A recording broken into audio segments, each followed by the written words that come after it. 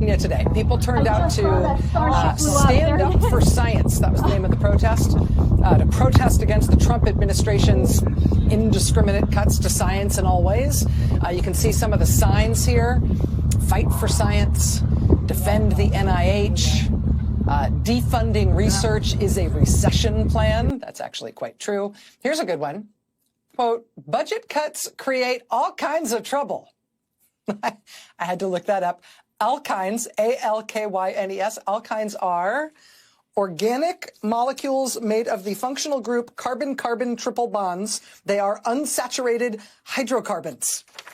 And budget cuts create all kinds of trouble. Here's another good one in Pittsburgh. Got polio? No? Thanks, science. And you see where it says it's a Berg thing and the Salk vaccine there. The University of Pittsburgh is where Jonas Salk developed the polio vaccine. Across the state of Pennsylvania, outside City Hall in Philadelphia, look at this.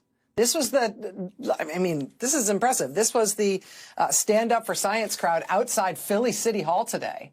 That's a big, look at that. That's a really big protest. Some good signs at the Philly protest as well. Your policy, defund the NIH, has been rejected by peer review. This is a good one. I feel like this one is special for Susan's birthday today. She loves Beaker from the Muppets. Susan, this happened in Philly today. This is the only orange Muppet I trust to tell me about science. Me. A version of this sign we saw a few different places today. I love trans mice. All right. I know you didn't listen to Trump's speech to Congress this week. I saw the numbers.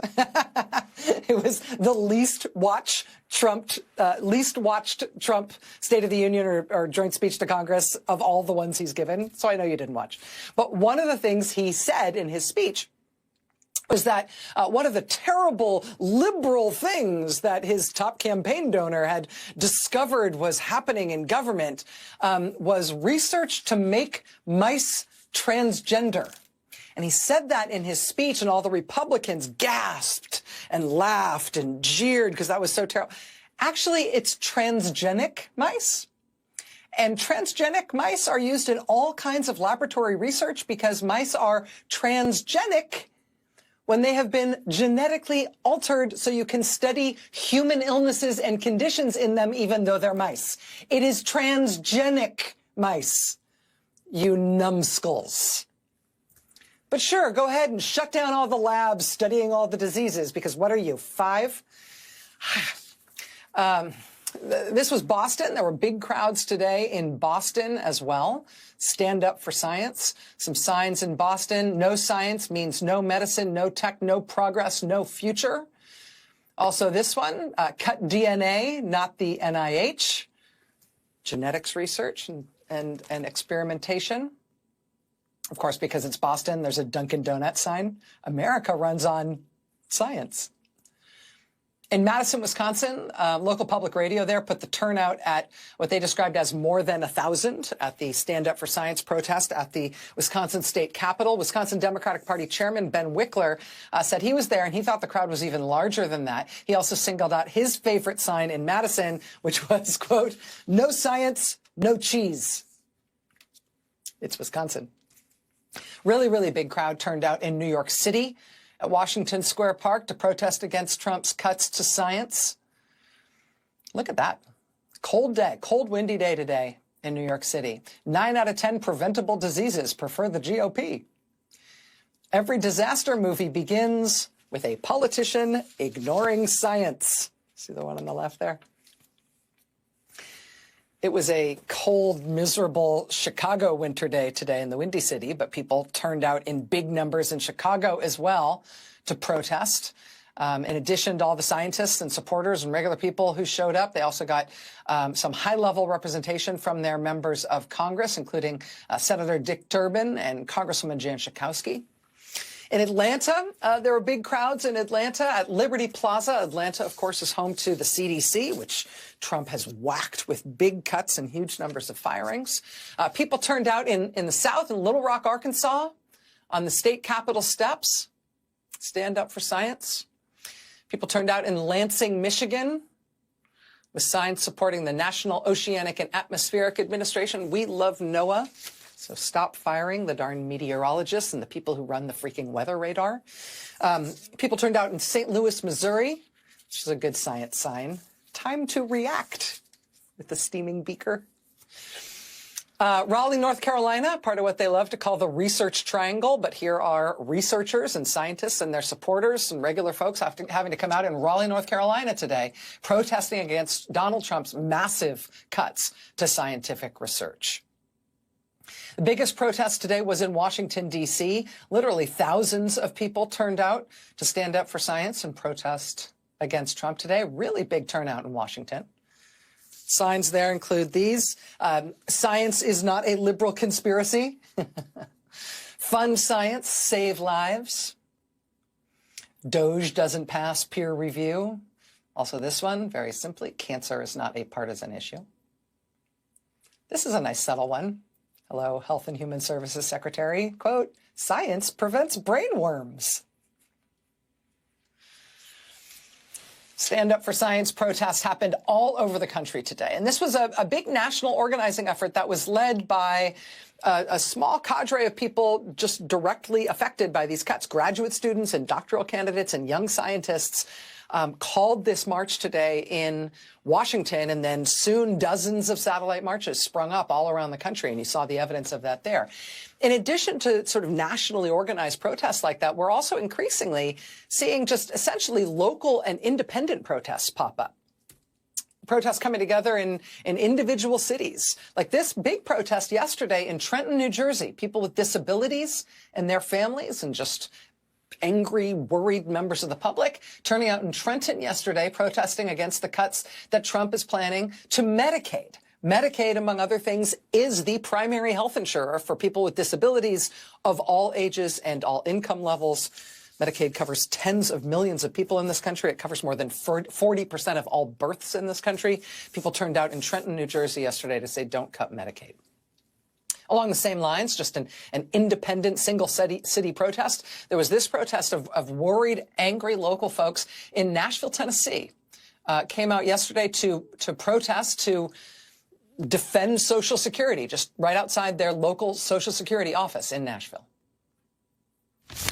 Protesters are pushing back tonight against possible staffing cuts at the Nashville Social Security office. Thanks for joining us tonight at 10. I'm Lauren Lowry. Dozens of people rallied outside the office today. Our Sharon Dankwa has a look at why they say cuts could directly affect them here in the mid-state. No closures, no cuts, protect SSA. Today, we're gathered here not just as individuals, but as a community of people who understand the vital role that Social Security plays in so many lives. Resources provided in this building, Jennifer Brinkman says so many could be taken for granted. I know firsthand how essential these offices are, especially this office right here. When my significant other, Greg, was diagnosed with cancer and could no longer work, we turned to this office for help. So when she heard the Department of Government Efficiency could cut Social Security staffing nationwide by 50%, she organized this rally. Our money we paid, cancel the SSA. I was in Nashville, Tennessee yesterday, some local coverage of that local protest standing up for Social Security. We've also been looking today at local news reports about brand new little grassroots groups springing up in places like central Minnesota.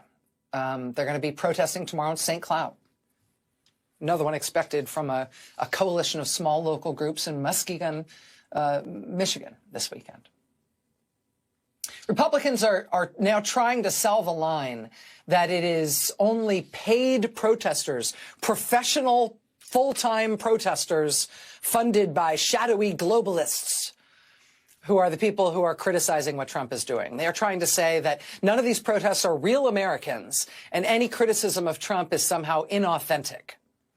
That is just, I mean, I understand why they might want to say that for political effect. It is absolutely belied by what we are seeing every single day all over the country. It's honestly hard to keep track of the numbers of different ways and different places and different groups that are standing up and saying no. Protests are happening all over the country all the time. People are also pushing hard to get their Republican members of Congress to meet with them, to answer their constituents' questions about whether... Why don't they concentrate on the real scenario they need to bicker on? Gather around for the circus. Trump promised it wouldn't be a circus, but remember when Trump claimed he'd have all the best people? Well, it turns out the best people were just the best at creating chaos with a capital C, literally from the get-go. Trump was more focused on signing executive actions with a flourish than actually reading them. Remember that one? The one about bringing manufacturing back. Day one! Well, that was last seen heading south faster than retirees to Florida in the winter. Then there's Elon Musk, Trump's sidekick in turning government into an episode of Survivor. Musk's idea of cutting waste is like, well, using a flamethrower to trim your hedges. Effective? Kind of maybe. But a disaster waiting to happen. And definitely in his latest stunt, Elon, well, he's fired half the federal workforce. They realise he's got to rehire them for the next week because they're actually doing important stuff like, I suppose, guarding our nukes, running food safety. Don't get me started on eggs. Well, not yet. Let's not forget, by the way, Trump's promise to end the Ukraine war on day one, in one day. Bad impression. Troops, the only thing he's actually ended is America's credibility. At this point, his strategy seems to be tweeting threats in all caps. Because if it's loud, in his world, it must be true, right? Yeah. The economy. Trump's got a plan for that too. It involves tariffs that make about as much sense as a fish needing a bicycle. Ask Trudeau. Under Trump, the stock market is like a drunk on the trampoline. Lots of ups and downs, and you're always one bad decision away from disaster. Marco Rubio. Well, he's been in the news too. He's quietly seething every time Trump tweets. Rubio's so frustrated, he might just switch to decaf to avoid shaking on the Senate floor or shriveling into the seat in the White House. He thought he'd be steering the ship. Turns out he's just rearranging the deck chairs on the Titanic. Well done, Marco. What a promotion for you. Not. And for the grand finale of Trump's first month, let's talk about his press conferences, rallies, whatever it is. They're less political gatherings and more like open mic nights where facts go to die. Trump's still out there, folks, tossing paper towels to problems and hoping they'll clear themselves up as Fox News and co. rush to, kiss the ring. Remember this, yeah? If you thought Trump's first term was a roller coaster, we're into, 5 weeks of the new one, strap in, because this one's shaping up to be a whole amusement park of crazy. And at this rate, who knows? Seriously, by next month, we might just miss the days when all we had to worry about was a tweet or something on X.